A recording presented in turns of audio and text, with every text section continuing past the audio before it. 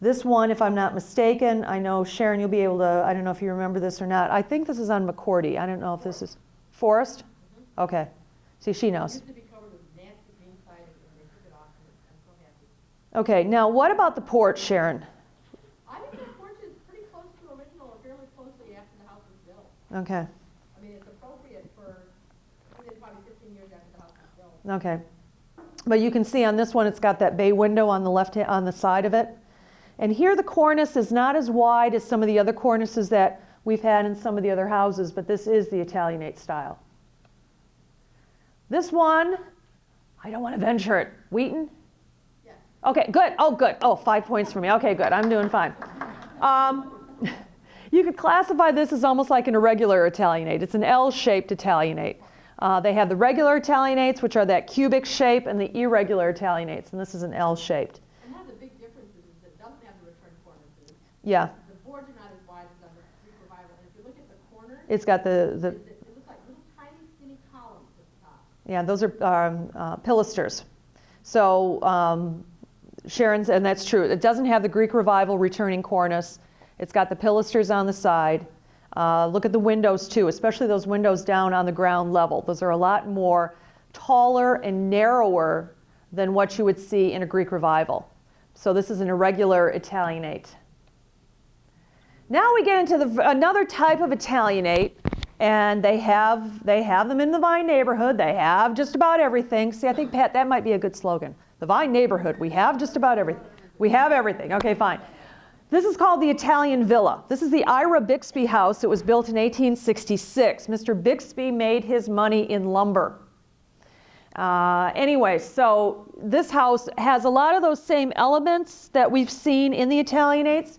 It's got the brackets up at the top of the cornice. It's got now the long, narrow windows, but see on these windows how they're rounded.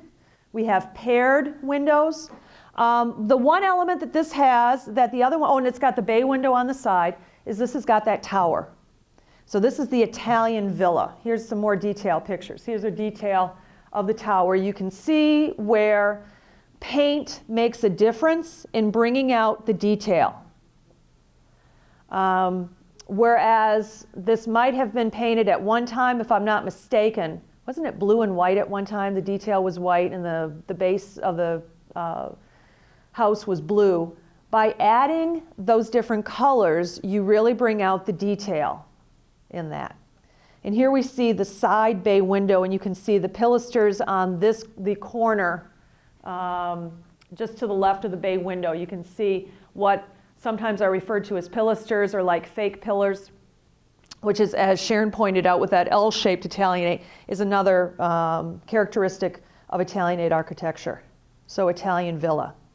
And then, okay, so the Bixby house, again, is across the street from the Clapham home on the corner of South Rose and Walnut Street. And of course, for those of you who suspected that I would have to feature this house next, just down Walnut Street. Oh, wait a minute, I wanted to show you the front doors, which again are classic Italianate. But just down Walnut Street is this one. You can't see it because those darn trees are in the way. What am I going to say? I love trees, really, I do. But anyway, this is the Carter Siegelman home. Now this is 1860, so this is very early. In fact, 2 years after the Remington house was built, this one was built. Mr. Carter, I think E.A. Carter, I think it was very interesting. He had a store in downtown that dealt furniture. And they said he also invested in a furniture company in Grand Rapids, in a producing furniture manufacturing company. I don't know if that's where he made his money or not. I've seen this house classified 2 different ways. Italian Villa, because it's got that central tower, it's got the tower. And I also read somewhere, someone described it as a Tuscan villa. I don't know either or, but you get the villa in there somewhere. We had a house with a central tower like this, very similar, up on the campus of Western Michigan University, where the Student Center is right now, and its last incarnation was as, well, not its last incarnation, but its longest incarnation was as the Wilbur Holman School for the Feeble-Minded. But anyway, here again, you have those classic elements of Italian architecture. If you want to hear all about the Wilbur Home, I know a great book that you can get that will tell you all about it. But anyway, I'm not going to tell you the title, but anyway. You can see the detail on the tower here. Now this is brick that has been painted. This is the tower. I was trying to get as close as I could without really being obnoxious.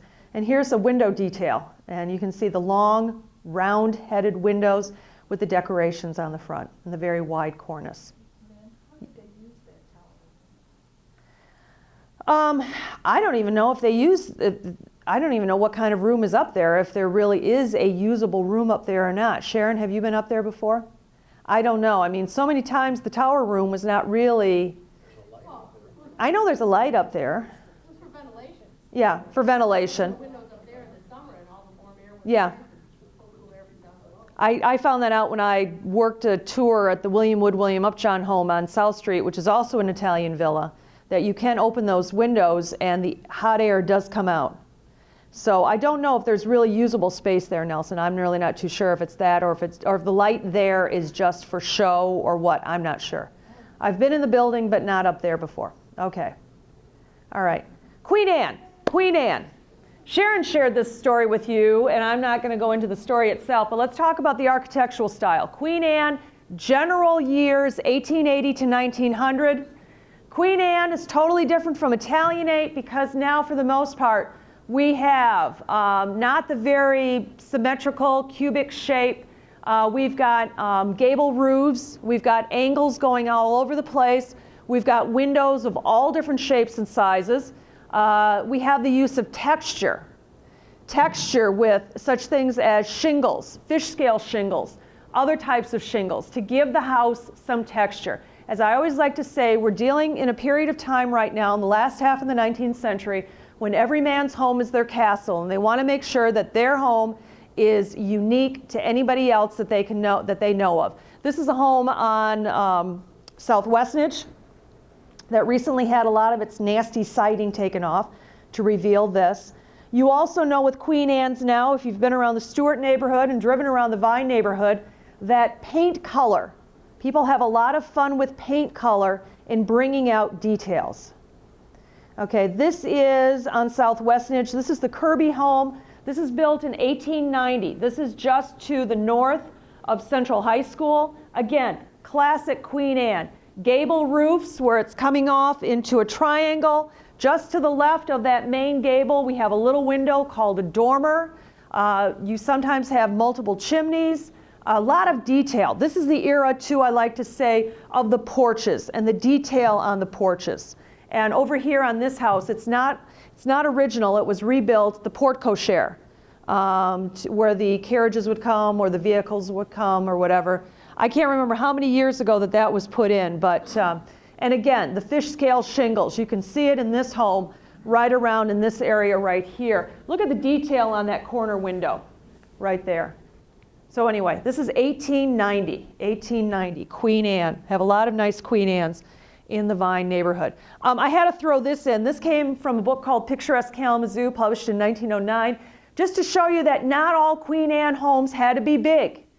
You could sometimes have a very modest, small Queen Anne home. This is the Labadie home on South Park Street, and here's the Labadie home today. Okay, Queen Anne. Okay, texture. Look at the texture on this home. Okay, when you see that detail up in the gable and in the dormer. All right, so this is Queen Anne here. This is, I'm not sure who owns this home. This is a home that is next door to the Kirby home on South Westnedge. This is again from Picturesque Kalamazoo. I couldn't resist it, had to put this in because I love Picturesque Kalamazoo. But here we have Queen Anne, and here is the house today, okay? Tower, look at that little finial up on the top. Look at that porch, look at the detail on the porch, Queen Anne. Well, it got a little bit. I know when you look at this picture, you can see the brackets on the cornice. I'm not sure the date on this, Nelson, but it does have. You're right. I mean, look at the windows on the side. Look at the windows in the tower, that tower room. I think it's got a lot of the Italianate features that came in. Exactly when the home was built, I'm really not too sure. This still has the brackets, still has the windows in the. So I don't know what you would classify this as, Nelson. Transitional? There's some people who don't believe in transitional, but, you know. The builders were building, And I know. what were they willing to change to? Well, that's a little too modern for me. Okay, I'm gonna leave the brackets, but I want to use this thing, and they had to convince your builder to build what you wanted. Yeah, and I think maybe that's what we did in this case. Okay, Curtinius. Did you ever get it? This is on Dutton Street, just to the east of South Westonage.